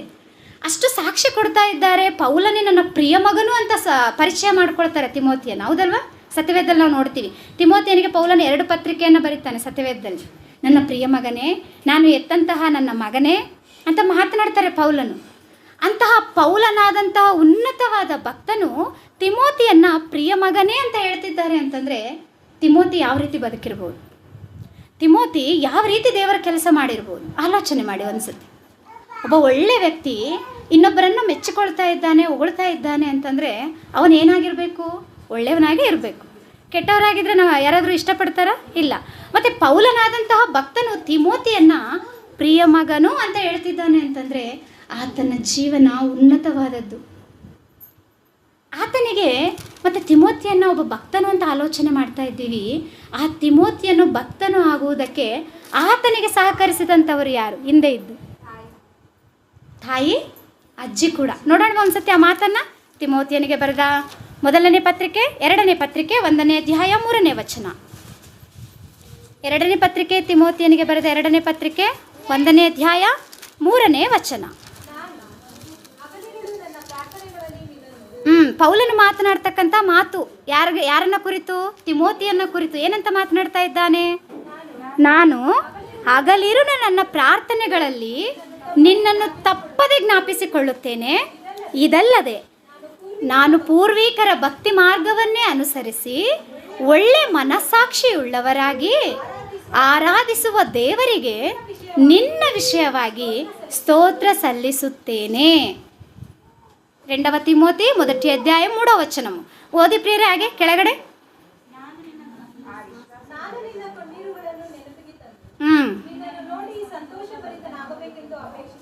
ಹೌದು. ನಿನ್ನಲ್ಲಿರುವ ನಿಷ್ಕಪಟವಾದ ನಂಬಿಕೆಯು ನನ್ನ ನೆನಪಿಗೆ ಬಂತು. ಆ ನಂಬಿಕೆಯು ನಿನ್ನ ಅಜ್ಜಿಯಾದ ಲೋವಿಯಲ್ಲಿಯೂ ನಿನ್ನ ತಾಯಿಯಾದ ಯುನೀಕೆಯಲ್ಲಿಯೂ ವಾಸವಾಗಿತ್ತು. ಹಾಗೆಯೇ ನಿನ್ನಲ್ಲಿಯೂ ವಾಸವಾಗಿದೆ ಎಂದು ದೃಢವಾಗಿ ನಂಬಿದ್ದೇನೆ. ನೋಡಿ ಪ್ರಿಯರೇ, ತಿಮೋತಿಯನು ಅಷ್ಟು ಉನ್ನತವಾಗಿ ಒಳ್ಳೆಯ ಸಾಕ್ಷಿಯನ್ನು ಹೊಂದಿದ್ದಾನೆ ಅಂತಂದರೆ ಆತನ ಹಿಂದೆ ಇದ್ದು ಆತನಿಗೆ ಸಹಕರಿಸಿದಂಥ ಸ್ತ್ರೀಯರು ಯಾರು ಗೊತ್ತಾ? ಆತನ ತಾಯಿ, ಆತನ ಅಜ್ಜಿ. ಆತನ ತಾಯಿ ಯಾವ ರೀತಿ ಇದ್ಲಂತೆ? ನಿಷ್ಕಪಟವಾದ ನಂಬಿಕೆ. ತಿಮೋತಿಯಲ್ಲಿ ನಿಷ್ಕಪಟವಾದ ನಂಬಿಕೆ ಇದೆ. ಆ ನಂಬಿಕೆ ನಿನಗೆ ಹೇಗೆ ಬಂತು? ನಿನ್ನ ತಾಯಿಯಿಂದ, ನಿನ್ನ ಅಜ್ಜಿಯಿಂದ. ಮತ್ತು ಇಂದಿನ ದಿನದಲ್ಲಿ ಸ್ತ್ರೀಯರಾದಂತಹ ನಾವು ಕೂಡ ದೇವರನ್ನು ನಂಬ್ತೀವಿ. ನಮ್ಮ ಭಕ್ತಿ ಅಂತಹದ್ದು ನಿಷ್ಕಪಟವಾದ ಭಕ್ತಿ ನಮ್ಮಲ್ಲಿದೆಯಾ? ಏನೋ ಆಸೆಪಟ್ಟು ಭಕ್ತಿ ತೋರಿಸ್ತೀವಿ, ಹೌದಲ್ವಾ? ನಮ್ಮನ್ನು ನಾವು ಪರೀಕ್ಷಿಸಿಕೊಳ್ಳೋಣ. ನಿಷ್ಕಪಟವಾದ ಭಕ್ತಿ ಅಂತಂದರೆ ಯಾವುದನ್ನು ಆಶಿಸದೆ ಪರಿಪೂರ್ಣವಾಗಿ ದೇವರನ್ನು ನಂಬುವಂತಹದ್ದು. ದೇವರನ್ನು ದೆವ್ವಗಳು ಕೂಡ ನಂಬ್ತವೆ. ನಾವು ನಂಬೋದೇನು ದೊಡ್ಡ ವಿಷಯ ಅಲ್ಲ, ನಾವು ನಂಬ್ತೀವಷ್ಟೇ. ಆದರೆ ದೆವ್ವಗಳು ನಡಗ್ತಾ ಇದ್ದಾವಂತೆ ನಂಬಿ. ನಾವು ತುಂಬ ಕೆಳಗಿನ ಸ್ಥಾನದಲ್ಲಿದ್ದೀವಿ ವಿಶ್ವಾಸದಲ್ಲಿ. ಈ ಮತ್ತು ಲೋವಿ ಮತ್ತು ಯಾರು ಯುನೀಕೆ ಯಾವ ರೀತಿ ಇದ್ದರು ನಂಬಿಕೆಯಲ್ಲಿ ಅಂತಂದರೆ, ನಿಷ್ಕಪಟವಾದ ನಂಬಿಕೆಯು ನನ್ನ ನೆನಪಿಗೆ ಬಂತು. ಆ ನಂಬಿಕೆ ನಿನ್ನ ಅಜ್ಜಿಯಾದ ಲೋವಿಯಲ್ಲಿಯೂ ನಿನ್ನ ತಾಯಿಯಾದ ಯುನೀಕೆಯಲ್ಲಿಯೂ ವಾಸವಾಗಿತ್ತು ಅಂತ ಮಾತನಾಡ್ತಾ ಇದ್ದಾನೆ ಭಕ್ತನು ಪೌಲನು. ಆ ರೀತಿ ಆ ತಿಮೋತಿ ಬದಲಾಗುವುದಕ್ಕೆ, ಆ ರೀತಿ ದೇವರಿಗೋಸ್ಕರ ನಿಲ್ಲುವುದಕ್ಕೆ ಆತನ ಹಿಂದೆ ಇದ್ದು ಸಹಕರಿಸಿದಂಥವರು ಸ್ತ್ರೀಯರು. ಸ್ತ್ರೀಯರ ಪಾತ್ರ ಇದೆಯಾ? ಬೈಬಲ್ನಲ್ಲಿ ಭಕ್ತರಾಗಿ ಕಾಣಿಸಿಕೊಳ್ಳುವವರಿಗೆ ಸ್ತ್ರೀಯರ ಪಾತ್ರ ಇದೆಯಾ? ಇದೆ. ಮತ್ತು ನಮ್ಮ ಪಾತ್ರ ಏನು? ನಮ್ಮ ಪಾತ್ರಗಳನ್ನು ನೆನಪಿಗೆ ತರೋದೇ, ನಮ್ಮ ಪಾತ್ರಗಳನ್ನು ಜ್ಞಾಪಕ ಮಾಡಿಕೊಳ್ಳುವುದೇ ಈ ಒಂದು ದಿನದ ದೈವೋಕ್ತಿಗಳ ಸಂಶೋಧನಾ ಕೂಟ. ಮತ್ತು ಈ ಕೂಟದಲ್ಲಿ ಅನೇಕ ಭಕ್ತರನ್ನು ಕೇಳ್ತಾ ಇದ್ದೀವಿ, ದೇವರ ಮಾತುಗಳನ್ನು ಕೇಳ್ತಾ ಇದ್ದೀವಿ. ನಮ್ಮ ಪಾತ್ರ ದೇವರ ಕೆಲಸದಲ್ಲಿ ಯಾವ ರೀತಿ ಇದೆ ಅಂತ ನಮ್ಮನ್ನು ನಾವು ಪ್ರಶ್ನೆ ಮಾಡಿಕೊಳ್ಳಬೇಕು ಪ್ರಿಯರೇ. ಇನ್ನೊಬ್ಬರನ್ನ ಕುರಿತು ಕೂಡ ನಾವು ನೋಡೋಣ ಪ್ರಿಯರೇ. ಸತ್ಯವೇದದಲ್ಲಿ ಅನೇಕ ಮಾತುಗಳು ದೇವರ ವಾಕ್ಯದಲ್ಲಿ ಭಕ್ತರಾದಂಥವರಿಗೆ ಸ್ತ್ರೀಯರು ಮಾಡಿದಂತಹ ಸಹಕಾರ ತುಂಬ ಉನ್ನತವಾದದ್ದು. ಪ್ರಪಂಚದಲ್ಲಿ ಇನ್ನೊಂದು ನಾನುಡಿ ಕೂಡ ಇದೆ. ಆ ನಾನುಡಿ ಏನು ಅಂತಂದರೆ, ಒಬ್ಬ ಗಂಡನಾದಂಥವನು ಒಂದು ಉನ್ನತ ಸ್ಥಾನಕ್ಕೆ ಬಂದಿದಾಗ ಆ ಗಂಡ ಹೇಳ್ತಾನೆ, ನನ್ನ ಈ ವಿಜಯಕ್ಕೆಲ್ಲ, ನನ್ನ ಈ ವಿಜಯೋತ್ಸವಕ್ಕೆಲ್ಲ ನನ್ನ ಹೆಂಡತಿನೇ ಕಾರಣ ಅಂತ ಹೇಳ್ತಾರೆ. ನೀವು ಕೇಳಿರ್ತೀರ. ಹಾಗೆ ಒಬ್ಬ ಹೆಂಡತಿ ಮದುವೆ ಆದಮೇಲೆ ಕೆಲವರು ಪರೀಕ್ಷೆ ಬರೆಸಿ ಅವರನ್ನು ಓದಿಸುವಂಥ ಗಂಡಂದರು ಕೂಡ ಇದ್ದಾರೆ. ಅಂಥವರನ್ನ ಕುರಿತು ನಾನು ಈ ಸ್ಥಾನಕ್ಕೆ ಬರಬೇಕು ಅಂದರೆ ನನ್ನ ಗಂಡನೇ ಕಾರಣ ಅಂತ ಕೂಡ ಹೇಳ್ತಿರ್ತಾರೆ, ಹೌದಲ್ಲ? ಈ ಮಾತುಗಳನ್ನೆಲ್ಲ ನಾವು ಕೇಳಿರ್ತೀವಿ. ಆ ರೀತಿ ಸಹಕಾರವನ್ನು ಕೊಟ್ಟವ್ರನ್ನ ಮುಂದೆ ಇಡ್ತಾ ಇದ್ದೀವಿ. ಆಗಲಿ ಬೈಬಲ್ನಲ್ಲಿ ಭಕ್ತರಿಗೆ ಸಹಕಾರ ಕೊಟ್ಟಂಥ ಸ್ತ್ರೀಯರನ್ನು ಕುರಿತು ಆಲೋಚನೆ ಮಾಡ್ತಾ ಇಲ್ಲ ಪ್ರಿಯರೇ. ಆದರೆ ತುಂಬ ಸಂತೋಷ, ಯಾಕಂದರೆ ಈ ನೆಲ್ಲೂರ ಹಳ್ಳಿಯಲ್ಲಿ ನಾನು ಯಾವಾಗ ಬಂದರೂ ಕೂಡ ತುಂಬ ಸ್ತ್ರೀಯರೇ ಇರ್ತೀರ. ತುಂಬ ಸಂತೋಷ ಅನಿಸುತ್ತೆ. ನಮ್ಮನ್ನು ನಾವು ಯಾವತ್ತೂ ಕೂಡ ಕಡಿಮೆ ಮಾಡಿಕೊಳ್ಳಬಾರ್ದು. ಅವರೇ ಮಾಡ್ತಾರೆ ನಮಗೆ ಯಾಕೆ ಅಂತ ನಾವು ಯಾವತ್ತೂ ಕೂಡ ಅಂದ್ಕೊಳ್ಬಾರ್ದು. ಹಾಗಾಗಿ ಅನಿಸುತ್ತೆ, ಈ ರೀತಿ ಸ್ತ್ರೀಯರೆಲ್ಲ ಐಕ್ಯವಾಗಿದ್ದು ದೇವರ ಕೆಲಸವನ್ನು ಮಾಡಿದ್ರೆ ಒಬ್ಬ ದಾವೀದನು ತಯಾರಾಗ್ತಾನೆ, ಒಬ್ಬ ತಿಮೋತಿಯನು ತಯಾರಾಗ್ತಾನೆ, ಇನ್ನೂ ಅನೇಕ ಭಕ್ತರು ತಯಾರಾಗ್ತಾರೆ. ಆ ಪಾತ್ರ ದೇವರು ನಮಗೆ ಕೊಟ್ಟಿದ್ದಾನೆ ಪ್ರಿಯರೇ. ಈ ಸಭೆಯಲ್ಲೂ ಕೂಡ ನಾನು ಸುಮಾರು ಸತಿ ಕೇಳಿದ್ದೀನಿ, ದೇವರ ಕೆಲಸದಲ್ಲಿ ಸಹಕಾರರಾಗಿ ಅನೇಕ ಸ್ತ್ರೀಯರು ಮುಂದೆ ಇರ್ತಿರ್ತೀರ, ಸ್ತ್ರೀಯರ ಕೂಟಗಳನ್ನು ಏರ್ಪಾಟು ಮಾಡ್ತಿರ್ತೀರ, ನಿಮ್ಮ ಕಷ್ಟವನ್ನು ಕೊಡ್ತಾ ಇರ್ತೀರ, ಕಷ್ಟಪಟ್ಟು ಕೆಲಸ ಮಾಡ್ತಿರ್ತೀರ. ಈ ವಿಷಯಗಳನ್ನೆಲ್ಲ ನೋಡಿದ್ರೆ ಪ್ರಿಯರೇ, ವಾಕ್ಯ ನಿಮ್ಮಲ್ಲಿ ಕೆಲಸ ಮಾಡ್ತಾ ಇದೆ. ಆದರೆ ಇದು ಮಾತ್ರವಲ್ಲ, ಇನ್ನು ಹೆಚ್ಚಾದ ಸಹಕಾರ ದೇವರು ನಮ್ಮಿಂದ ಅಪೇಕ್ಷೆ ಮಾಡ್ತಾ ಇದ್ದಾನೆ. ಹೆಚ್ಚಾದ ಸಹಕಾರ. ನೀವು ಯಾವಾಗಲೂ ಬೈಬಲ್ ಓಪನ್ ಯೂನಿವರ್ಸಿಟಿಯಲ್ಲಿ ಒಂದು ಪ್ರಕಟಣೆ ಆಗುವಾಗ ಅವ್ರು ಹೇಳ್ತಿರ್ತಾರೆ, ಸಹಕಾರ ಮಾಡಿದಂತಹ ಹೆಸರುಗಳನ್ನು ಓದ್ತಿರ್ತಾರೆ, ಜೀವನನ್ನು ಪ್ರಕಟಣೆಗಳು ಓದುವಾಗ ಕೆಲವರು ಹೆಸರುಗಳನ್ನು ಹೇಳ್ತಾರೆ. ಇನ್ನು ಕೆಲವರು ಓದುವಾಗ ಏನಂತ ಹೇಳ್ತಾರೆ ಅಂದರೆ ಪೇರು ತಿಳಿಯನಿ వాళ్ళు ಅಂತ ಹೇಳ್ತಿರ್ತಾರೆ, ಹೆಸರು ಇಲ್ಲದವರು ಅಂತ. ಅವ್ರಿಗೆ ಇನ್ನೆಷ್ಟು ಭಕ್ತಿ ಇರ್ಬೋದು. ಹೆಸರು ಹೇಳ್ಕೊಂಡು ಅದು ತಪ್ಪಲ್ಲ, ಇನ್ನೊಬ್ಬರಿಗೆ ಮಾದರಿ, ಆ ವಿಷಯ ನಾನು ಹೇಳ್ತಾ ಇಲ್ಲ. ಇನ್ನೂ ಕೆಲವರು ಯಾವ ರೀತಿ ಹೇಳ್ತಿದ್ದಾರೆ ಅಂತಂದರೆ, ನನ್ನ ಹೆಸರನ್ನೇ ಹೇಳ್ಬೇಡಿ, ನಾನು ಸಹಾಯ ಮಾಡ್ತೀನಿ ಅಂದರೆ ಅಷ್ಟು ಸಹಕಾರ ಕೊಡಬೇಕಾ? ಆ ಒಂದು ಗುಣಗಳು ನಮ್ಮಲ್ಲಿ ಕೂಡ ಬರಬೇಕು ಪ್ರಿಯರ. ಆ ಸಹಕಾರದ ಗುಣಗಳು ನಮ್ಮಲ್ಲಿ ಕೂಡ ಬರಬೇಕು. ನಾವೆಲ್ಲರೂ ಬ್ಯಾಂಗ್ಳೂರಿಗೆ ಬಂದಿದ್ದೀವಿ, ಆಂಧ್ರ ಬಿಟ್ಟು. ಯಾಕೆ ಬಂದಿದ್ದೀವಿ? ಹೊಟ್ಟೆನ ಕೈಯಲ್ಲಿ ಇಟ್ಕೊಂಡು, ಮಕ್ಕಳನ್ನ ಕಟ್ಕೊಂಡು, ಗಂಟು ಮುಟ್ಟೆ ಕಟ್ಕೊಂಡು, ಆ ಶನಿವಾರ ಭಾನುವಾರ ಬಂದರೆ ಆದೋನಿ ಬಸ್ ಸ್ಟ್ಯಾಂಡ್ ನೋಡೋಕ್ಕಾಗಲ್ಲ, ಹೌದಲ್ಲ? ಹೀಗೆ ಬಂದಂತಹ ನಾವು ಮಹಾಪಟ್ಟಣವಾದ ಬೆಂಗಳೂರಲ್ಲಿ ದೇವರ ಕಾರ್ಯಕ್ರಮಗಳನ್ನು ಮಾಡ್ತಾ ಇದ್ದೀವಿ ಅಂದರೆ ಇದು ಸಾಮಾನ್ಯವಾದ ವಿಷಯ ಅಲ್ಲ. ಇದು ಸಾಮಾನ್ಯವಾದ ವಿಷಯ ಎಷ್ಟು ಮಾತ್ರವೂ ಅಲ್ಲ, ಇದು ತುಂಬ ದೊಡ್ಡ ವಿಷಯ. ಗೊತ್ತಾ? ನಿಮ್ಮ ಸಹಕಾರವನ್ನು ಯಾರು ಗುರುತಿಸದಿದ್ದರೂ ನೋಡುವಂಥವರು ದೇವರಿದ್ದಾರೆ. ಕೆಲವರು ಅಂದ್ಕೊಳ್ತಾರೆ ಸಹಕಾರ ಮಾಡುವಾಗ, ನಾನು ಎಷ್ಟೋ ಖರ್ಚು ಮಾಡಿದೆ, ಎಷ್ಟೋ ಮೀಟಿಂಗ್ ಇಡಿಸ್ದೆ, ನಾನು ಎಷ್ಟೋ ದೇವ್ರ ಕೆಲಸ ಮಾಡಿದೆ, ನನ್ನ ಹಣವನ್ನೆಲ್ಲ ಖರ್ಚು ಮಾಡಿಕೊಂಡೆ, ಆದರೆ ಪಾಸ್ಟ್ ನನ್ನ ಹೆಸರೇ ಹೇಳಿಲ್ಲ. ಅಂದ್ಕೊಳ್ತಾರಲ್ವಾ? ಅಂದ್ಕೊಳ್ತಾರೆ. ನಮ್ಮಲ್ಲಿ ಇರ್ತಕ್ಕಂಥ ಗುಣಗಳನ್ನು ಹೇಳ್ತಾ ಇದ್ದೀನಿ, ಅಂದ್ಕೊಳ್ತಾರಲ್ವಾ? ಆದರೆ ಪ್ರಿಯರೇ, ನಾವೊಂದು ಮನಸ್ಸಲ್ಲಿ ಇಟ್ಕೊಳ್ಬೇಕು, ಪ್ರತಿಫಲವನ್ನು ಕೊಡುವಂತಹದ್ದು ದೇವರು.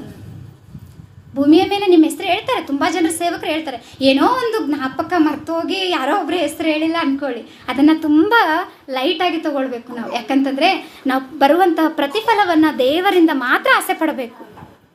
ಆ ರೀತಿ ಸಹಕಾರವನ್ನು ಕೊಟ್ಟರೆ ಎಷ್ಟು ದೇವರ ಕಾರ್ಯಗಳು ಭೂಮಿ ಮೇಲೆ ನಡೆಯೋದಿಲ್ಲ ಹೇಳಿ? ಅಷ್ಟು ಉನ್ನತವಾದ ಮನಸ್ಥಿತಿ ನಮಗಿದೆಯಾ? ಒಂದು ವೇಳೆ ಇಲ್ಲದಿದ್ದರೆ ನಮ್ಮನ್ನು ನಾವು ಪರೀಕ್ಷೆ ಮಾಡಿಕೊಂಡು ಇನ್ಮೇಲಿಂದ ಆ ರೀತಿ ಬದಲಾಗುವುದಕ್ಕೆ ಪ್ರಯತ್ನ ಪಡೋಣ. ಸರಿ ಸಿಸ್ಟರ್, ನೀವೇನೋ ಹೇಳ್ತೀರಾ ಸಹಕಾರ ಮಾಡಿ ಅಂತ. ಈ ಸಹಕಾರ ಮಾಡಿದ್ರೆ ಭೂಮಿ ಮೇಲೆ ನಮ್ಮ ಹೆಸರೇ ಹೇಳೋದಿಲ್ಲ, ನಮ್ಗೆ ಇನ್ನೇನು ಲಾಭ ಬರುತ್ತೆ ಅಂತ ನಿಮ್ಗೊಂದು ಪ್ರಶ್ನೆ ಬರ್ಬೋದು. ಹೊಸ್ದಾಗಿ ಬಂದಂಥವ್ರಿಗೆ, ನಾವು ದೇವರಲ್ಲಿ ಹಣ ಖರ್ಚು ಮಾಡಿಕೊಂಡ್ರೆ ಪಾಸ್ಟ್ ಹೆಸರೇ ಹೇಳ್ತಾ ಇಲ್ಲ, ನಮ್ಗೆ ಇನ್ನೇನು ಲಾಭ ಬರುತ್ತೆ ಅಂತ ನೀವು ಅಂದ್ಕೊಳ್ಬೋದು. ಸತ್ಯವೇದದಲ್ಲಿ ಒಂದು ಮಾತಿದೆ, ನೋಡೋಣ. ಫಿಲಿಪ್ಪಿಯರಿಗೆ ಬರೆದ ಪತ್ರಿಕೆಯಲ್ಲಿ 1ನೇ ಅಧ್ಯಾಯ. ಕನ್ನಡ ಅರ್ಥ ಆಗ್ತಿದೆ ಅಂತ ಅಂದ್ಕೊಳ್ತಾ ಇದ್ದೀನಿ ಪ್ರಿಯರೇ. ಓಕೆ, ಸಂತೋಷ. ಫಿಲಿಪ್ಪಿಯರಿಗೆ ಬರೆದ ಪತ್ರಿಕೆ ಪೌಲನು 1ನೇ ಅಧ್ಯಾಯ 3ರಿಂದ 7 వచనಗಳನ್ನು ಅನ್ಸತ್ತು ಓದ್ತೀರಾ? ఫిలిప్పీలకు రాసిన పత్రిక 1వ అధ్యాయం 3 నుంచి 7 వచనాలు.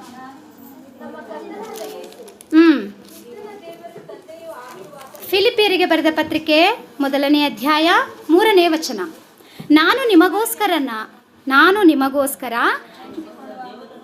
ದೇವರನ್ನು ಬೇಡಿಕೊಳ್ಳುವ ಎಲ್ಲ ಸಮಯಗಳಲ್ಲಿಯೂ ಸಂತೋಷದಿಂದಲೇ ಬೇಡುವವನಾಗಿದ್ದೇನೆ. ನಾನು ನಿಮ್ಮನ್ನು ನೆನೆಸಿಕೊಳ್ಳುವಾಗೆಲ್ಲ ನೀವು ಮೊದಲಿನಿಂದ ಇಂದಿನವರೆಗೂ ಸುವಾರ್ಥ ಪ್ರಚಾರದಲ್ಲಿ ಸಹಕಾರಗಳಾಗಿದ್ದೀರೆಂದು ನನ್ನ ದೇವರಿಗೆ ಕೃತಜ್ಞತಾಸ್ತುತಿ ಮಾಡುತ್ತೇನೆ. ಈ ಒಳ್ಳೆಯ ಕೆಲಸವನ್ನು ನಿಮ್ಮಲ್ಲಿ ಪ್ರಾರಂಭಿಸಿದಾತನು ಅದನ್ನು ನಡೆಸಿಕೊಂಡು ಯೇಸು ಕ್ರಿಸ್ತನು ಬರುವ ದಿನದೊಳಗಾಗಿ ಸಿದ್ಧಿಗೆ ತರುವನೆಂದು ನನಗೆ ಭರವಸೆ ಉಂಟು. ನೋಡಿ ಪ್ರಿಯರೇ, ನಮಗೆ ಪ್ರತಿಫಲವನ್ನು ಯಾರು ಕೊಡ್ತಾರಂತೆ? ದೇವರು ಕೊಡ್ತಾರೆ. ಆ ದೇವರು ಕೊಡ್ತಕ್ಕಂಥ ಪ್ರತಿಫಲಕ್ಕೋಸ್ಕರ ನೀವು ಕಾಯಬೇಕು ಅಂತ ದೇವರು ಮಾತನಾಡ್ತಾ ಇದ್ದಾರೆ ಪ್ರಿಯರೇ. ಮತ್ತು ದೇವರು ಕೊಡ್ತಕ್ಕಂಥ ಪ್ರತಿಫಲದ ಮೇಲೆ ನಿಮಗೆ ಕಣ್ಣಿದೆಯಾ? ನೀವು ಅಂದ್ಕೊಳ್ಬೋದು, ನಾವು ಎಷ್ಟೋ ಖರ್ಚು ಮಾಡ್ತಾ ಇದ್ದೀವಿ, ಎಷ್ಟೋ ಕಷ್ಟಪಡ್ತಾ ಇದ್ದೀವಿ, ನಮ್ಗೆ ಏನು ಬರುತ್ತೆ ಅಂತ ನೀವು ಅಂದ್ಕೊಳ್ಬೋದು. ದೇವರು ಪ್ರತಿಫಲವನ್ನು ಕೊಡ್ತೀನಿ ಅಂತ ವಾಗ್ದಾನ ಮಾಡ್ತಿದ್ದಾನೆ. ಇಲ್ಲಿ ಮತ್ತೊಂದು ಮಾತು ನೋಡೋಣವಾ? ಅದೇ ಫಿಲಿಪ್ಪಿಯರಿಗೆ ಬರೆದ ಪತ್ರಿಕೆಯಲ್ಲಿ 4ನೇ ಅಧ್ಯಾಯ 3ನೇ ವಚನ. ಫಿಲಿಪ್ಪಿಯರಿಗೆ ಬರೆದ ಪತ್ರಿಕೆ 4ನೇ ಅಧ್ಯಾಯ 3ನೇ ವಚನ.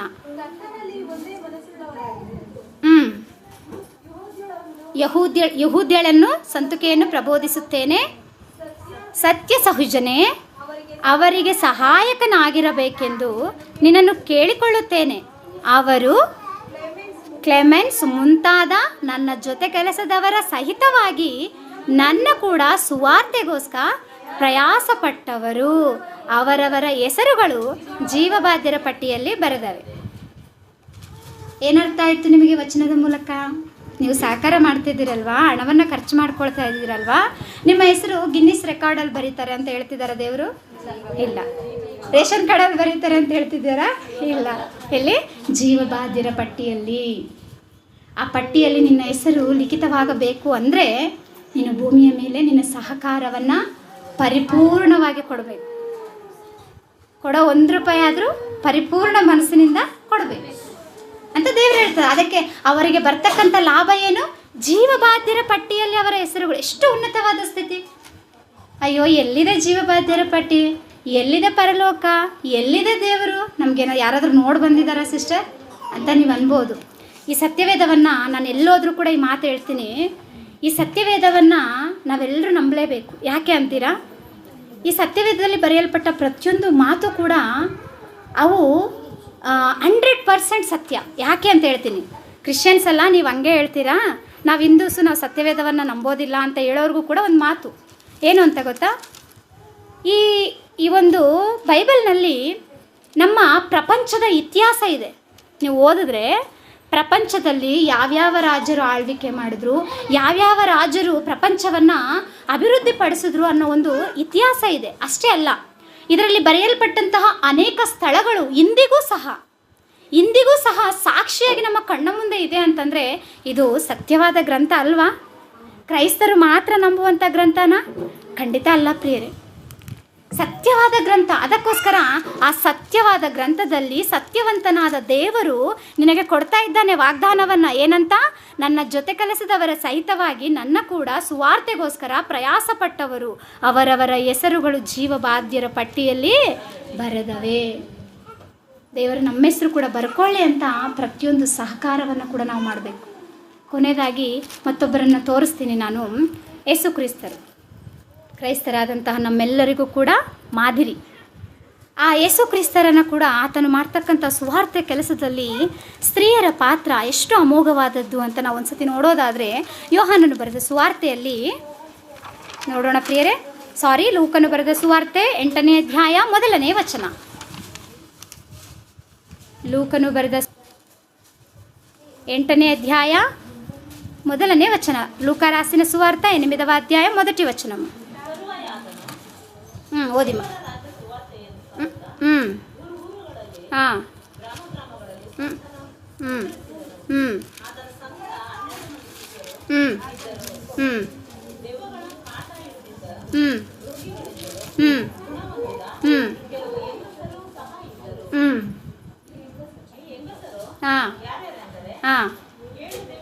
ಏಳು ದೆವ್ವಗಳು ಬಿಟ್ಟು ಹೋಗಿದ್ದ ಮಗ್ದಲದವಳೆಂಬ ಮರಿಯಳು, ಹೆರೋದನ ಮನೆವರ್ತಯವನಾದ ಕೂಜನ ಹೆಂಡತಿಯಾದ ಯೋಹಾನಳು, ಸುಸನ್ನಳು, ಇನ್ನೂ ಬೇರೆ ಅನೇಕರು ದೇವರ ರಾಜ್ಯದ ಸುವಾರ್ತೆಯನ್ನು ಸಾರುವಾಗ, ಯೇಸು ಕ್ರಿಸ್ತರು ಊರುಗಳಲ್ಲಿ ಗ್ರಾಮಗಳಲ್ಲಿ ಸಾರುವಾಗ ಆತನಿಗೆ ಜೊತೆಯಾಗಿದ್ದು ಸುವಾರ್ತೆಯಲ್ಲಿ ಪ್ರಯಾಸ ಪಟ್ಟಂಥವರು ಯಾರು? ಸ್ತ್ರೀಯರು. ಯೇಸು ಕ್ರಿಸ್ತರಿಗೂ ಕೂಡ ಸ್ತ್ರೀಯರ ಸಹಕಾರ ಬೇಕಾಯ್ತಾ? ಯೇಸು ಕ್ರಿಸ್ತರಿಗೂ ಕೂಡ ಬೇಕಾಯ್ತಾ? ಈ ಪ್ರಪಂಚವನ್ನೇ ಸೃಷ್ಟಿ ಮಾಡಿದಂತಹ ಯೇಸು ಕ್ರಿಸ್ತರು ಕೂಡ ಆತನಿಗೂ ಕೂಡ ಸ್ತ್ರೀಯರು ಸಹಕಾರ ಮಾಡಿದ್ದಾರೆ ಅಂತಂದರೆ ಸ್ತ್ರೀಯರದ್ದು ತುಂಬ ಪ್ರಾಮುಖ್ಯವಾದ ಪಾತ್ರ ದೇವರ ಕೆಲಸದಲ್ಲಿ. ನಮ್ಮ ಮನೆಯಲ್ಲಿ ಅಲ್ಲ, ನಮ್ಮ ಮನೆಯಲ್ಲೂ ಕೂಡ ತುಂಬ ಪ್ರಾಮುಖ್ಯನೇ. ಒಂದು ದೇವರು ಒಂದು ಮನೆಯನ್ನು ಕೊಟ್ಟಿದ್ದಾನೆ ಅಂತಂದರೆ ಆ ಮನೆಯನ್ನು ನೀನು ಪ್ರಪಂಚಕ್ಕೆ ಒಂದು ಒಳ್ಳೆಯ ಕುಟುಂಬವಾಗಿ ನೀನು ಕೊಡಬೇಕು, ಕೊಡುಗೆಯಾಗಿ. ಆ ಬಾಧ್ಯತೆ ದೇವರು ನಮಗೆ ಕೊಟ್ಟಿದ್ದಾನೆ ಮನೆಯಲ್ಲಿ. ಅದಾದ ನಂತರ ಪ್ರಾಮುಖ್ಯವಾಗಿ ದೇವರ ಕೆಲಸದಲ್ಲಿ ಸ್ತ್ರೀಯರ ಪಾತ್ರ ತುಂಬ ಉನ್ನತವಾದದ್ದು ಪ್ರಿಯರೇ. ಸಾಕ್ಷಾತ್ ಯೇಸು ಕ್ರಿಸ್ತರಿಗೆ ಸೇವೆ ಮಾಡುವಾಗ ಸ್ತ್ರೀಯರು ಸಹಕಾರರಾಗಿದ್ದರಂತೆ. ಎಷ್ಟು ಜನರ ಹೆಸರುಗಳು ಬರೆಯಲ್ಪಟ್ಟಿದೆ ನೋಡಿ. ಮತ್ತೆ ಹಿಂದಿನ ಓದಿ ಪ್ರಿಯರೇ. 7 ದೆವ್ವಗಳು ಬಿಟ್ಟು ಹೋಗಿದ್ದ ಮಗ್ದಲದವಳೆಂಬ ಮರಿಯಳು, ಹೆರೋದನ ಮನೆಯವರ್ತನದ ಕೂಜನ ಹೆಂಡತಿ ಯೋಹಾನಳು, ಸುಸನ್ನಳು, ಇನ್ನೂ ಬೇರೆ ಅನೇಕರು ಕೂಡ ಇದ್ದಾರೆ ಯೇಸು ಕ್ರಿಸ್ತನಿಗೆ ಸಹಕಾರವಾಗಿ. ಮತ್ತು ನಾವು ಯೇಸು ಕ್ರಿಸ್ತರಂತೂ ಇಲ್ಲ, ಮರಣ ಹೊಂದಿದ್ದಾರೆ, ಪುನರುತ್ಥಾನವನ್ನು ಹೊಂದಿದ್ದಾರೆ, ತಂದೆಯ ಬಳಿಗೆ ಹೋಗಿದ್ದಾರೆ. ಮತ್ತು ನಾವು ಯಾರಿಗೆ ಸಹಕಾರವನ್ನು ಕೊಡಬೇಕು? ದೇವರ ಕೆಲಸ ಮಾಡುವಂಥವರಿಗೆ. ಯಾರು ಮಾಡ್ತಾರೆ ದೇವರ ಕೆಲಸ? ದೈವ ಸೇವಕರು. ಮತ್ತು ದೈವ ಸೇವಕರಿಗೆ ನಾವು ಸಹಕಾರವನ್ನು ಕೊಡುವ ವಿಷಯದಲ್ಲಿ ಪಾಸಾಗಿದ್ದೀವ, ಫೇಲ್ ಆಗಿದ್ದೀವ? ಪ್ರಶ್ನೆ ಮಾಡ್ಕೊಳ್ಳಿ. ಯಾಕಂದರೆ ನೀವು ಪಾಸಾಗಿದ್ದೀರೋ ನನಗೆ ಗೊತ್ತಿಲ್ಲ, ಫೇಲ್ ಆಗಿದ್ದೀರೋ ನನಗೆ ಗೊತ್ತಿಲ್ಲ. ನಿಮ್ಮನ್ನು ನೀವೇ ಪ್ರಶ್ನೆ ಮಾಡ್ಕೊಳ್ಳಿ. ದೈವ ಸೇವಕರ ವಿಷಯದಲ್ಲಿ ಯಾವ ರೀತಿ ಆಲೋಚನೆ ಮಾಡ್ತಾ ಇದ್ದೀವಿ? ನಿಸ್ವಾರ್ಥವಾಗಿ ದೇವರ ಸೇವೆಯನ್ನು ಮಾಡ್ತಕ್ಕಂಥ ದೈವ ಸೇವಕರ ವಿಷಯದಲ್ಲಿ ನಾವು ಯಾವ ಸಂಗತಿಗಳನ್ನು ಜ್ಞಾಪಕದಲ್ಲಿಟ್ಟುಕೊಂಡು ಅವರಿಗೆ ಸಹಾಯ ಮಾಡಿದ್ದೀವಿ? ಒಂದ್ಸತಿ ಜ್ಞಾಪಕ ಮಾಡ್ಕೊಳ್ಳಿ. ಜ್ಞಾಪಕ ಮಾಡಿಕೊಂಡ್ರೆ ಪ್ರಿಯರೇ, ನೀವು ಅನೇಕ ಕಾರ್ಯಗಳನ್ನು ಮಾಡಿದರೆ ನೀವು ಧನ್ಯರು. ಒಂದು ವೇಳೆ ನೀವು ಆ ಸ್ಥಿತಿಯಲ್ಲಿ ಇಲ್ಲ ಅಂತಂದರೆ ಇಂದಿನಿಂದಲಾದರೂ ಬದಲಾಗಬೇಕೆಂಬ ಒಂದು ಕೆಲಸವನ್ನು ದೇವರು ಕೊಟ್ಟಿದ್ದಾರೆ ಪ್ರಿಯರೇ. ನೋಡಿ, ಯೇಸು ಕ್ರಿಸ್ತರಿಗೆ ಸ್ತ್ರೀಯರು ಕೂಡ ಸಹಕಾರವನ್ನು ಕೊಟ್ಟಿದ್ದಾರೆ ಸುವಾರ್ತೆಯನ್ನು ಸಾರುವುದಕ್ಕೆ ಅಂತಂದರೆ ನಾವು ಆಲೋಚನೆ ಮಾಡಬೇಕಾದಂಥ ಪ್ರಾಮುಖ್ಯವಾದ ವಿಷಯ. ಇದು ಸಾಮಾನ್ಯವಾದ ವಿಷಯ ಎಷ್ಟು ಮಾತ್ರವೂ ಅಲ್ಲ ಪ್ರಿಯರೇ. ಅದರಲ್ಲಿ ನಾವು ಧನ್ಯರು ಅಂತ ಹೇಳ್ಬೋದು ನಾವೆಲ್ಲರೂ ಕೂಡ. ಯಾಕೆ ಅಂದರೆ ನಾವು ಬಡವರಾಗಿದ್ದರೂ ಕೂಡ ದೇವರಿಗೋಸ್ಕರ ಖರ್ಚು ಮಾಡ್ತೀವಿ. ನಮಗೆ ಊರಲ್ಲಿ ಮನೆ ಇಲ್ದಿದ್ರೂ ಕೂಡ ದೇವರ ಕೆಲಸ ಮಾಡೋದಕ್ಕೆ ಆಸಕ್ತಿ ತೋರಿಸ್ತೀವಿ. ತುಂಬ ಜನ ಇದ್ದಾರೆ ಅಂಥವ್ರು, ನಾನು ಕೇಳಿದ್ದೀನಿ ಕೂಡ. ಅಂದರೆ ಇಷ್ಟು ಪರಿಪೂರ್ಣತೆ ನಮ್ಮಲ್ಲಿ ಬರ್ತಾ ಇದೆ ಅಂತಂದರೆ ದೈವ ಸೇವಕರು ಕೂಡ ಆತ್ಮೀಯತೆಯನ್ನು ನಮ್ಮಲ್ಲಿ ತರುವುದರಲ್ಲಿ ವಾಕ್ಯದ ಮೂಲಕ ಎಷ್ಟೋ ಕಷ್ಟಪಟ್ಟಿದ್ದಾರೆ. ಮತ್ತು ಆ ಕಷ್ಟವನ್ನೆಲ್ಲ ಕೂಡ ನೀವು ತಿಳಿದುಕೊಂಡು ಅರ್ಥ ಮಾಡಿಕೊಂಡು ಯಾವತ್ತೂ ಕೂಡ ಅದನ್ನು ವ್ಯರ್ಥವಾಗಿ ಬಿಡಬಾರ್ದು ಪ್ರಿಯರು. ಮಾಡಬೇಕು ದೇವರಿಗೋಸ್ಕರ. ನಾನೇನೋ ಮಾಡಬೇಕು ಏನೋ ಮಾಡಬೇಕು ಅಂತ ಏನೂ ಮಾಡದೇ ಇರಬೇಡಿ. ಏನೋ ಒಂದು ಮಾಡಿ. ಏನೋ ಒಂದು ಅಂತಂದರೆ ಚಿಕ್ಕ ಕೆಲಸ ಆಗಿರ್ಬೋದು, ಸಭೆನ ಕ್ಲೀನ್ ಮಾಡೋದಾಗಿರ್ಬೋದು, ಯಾರಾದರೂ ಸಭೆಯಲ್ಲಿ ಮೀಟಿಂಗ್ಸ್ ಬಂದಾಗ ಅವರನ್ನು ನೋಡ್ಕೊಳ್ಳೋದಾಗಿರ್ಬೋದು. ಅಷ್ಟೇ ಅಲ್ವಾ? 4 ಜನ ಇದ್ದಾಗ ಮಾಡಬೇಕು, ಒಬ್ಬರೇ ಇದ್ದಾಗ ಬೇಡ. ಅಂತಹ ಕೆಟ್ಟ ಗುಣಗಳು ನಮ್ಮಲ್ಲಿ ಬೇಡ ಪ್ರಿಯರು.